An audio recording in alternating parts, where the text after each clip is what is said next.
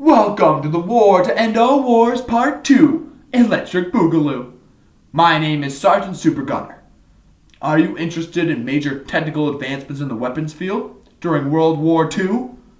Do you want to know the different kinds of tanks, planes, and ships? Well, you are in luck, because today on my program, tanks, boats, and planes, oh my! Special feature, we're taking a deep dive into all of these aspects. Before we get into the super fun stuff, let's talk about guns, and more guns. Starting off with a pretty recognizable pistol from Germany, the Luger P08 was a semi-automatic pistol that was used by nearly every German in the war, as they were being massively produced because they were cheap. Moving on to the most common rifle, used by pretty much everyone, the M1 Garand is a semi-automatic pistol or rifle used in most encounters. It held 8 .30 cal bullets, and when you injected a clip, it would make a pretty iconic sound. Isn't that fantastic? Now, let's showcase an RPG before this becomes a slog. World War II saw the first use of these fantastic weapons. Shooting a heat missile at very high velocities, these weapons could disable and destroy tanks, machine gun nests, and enemy bunkers. In fact, I think I hear a missile now. Wait! This is a Tiger tank.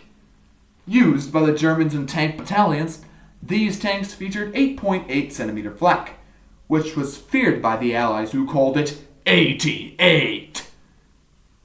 While being great for its time, it was regarded as over-engineered. However, will the Allies respond?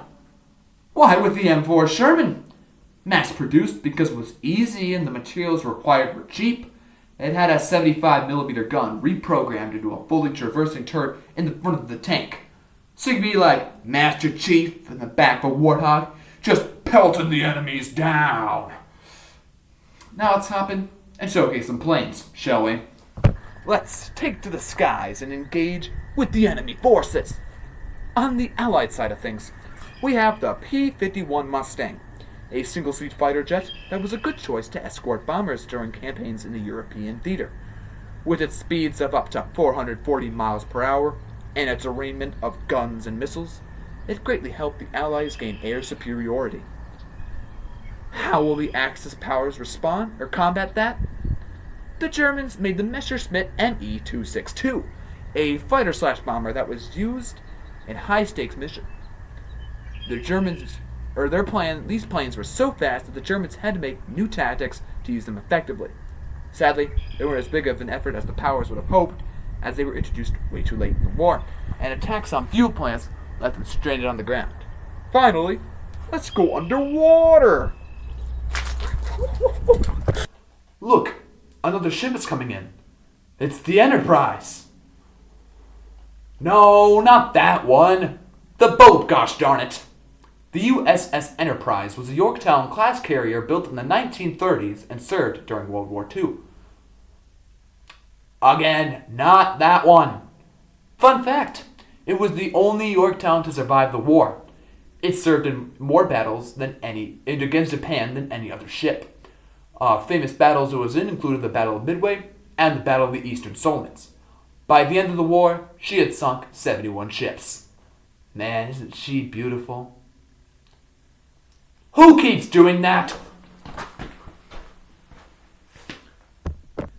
We have now reached the end of our scheduled program. Thanks for watching and have a great day. I hope you enjoyed learning all about these tanks, planes, and especially ships. Hopefully nothing bad happens. Tune in next week to see epic aerial bombardments.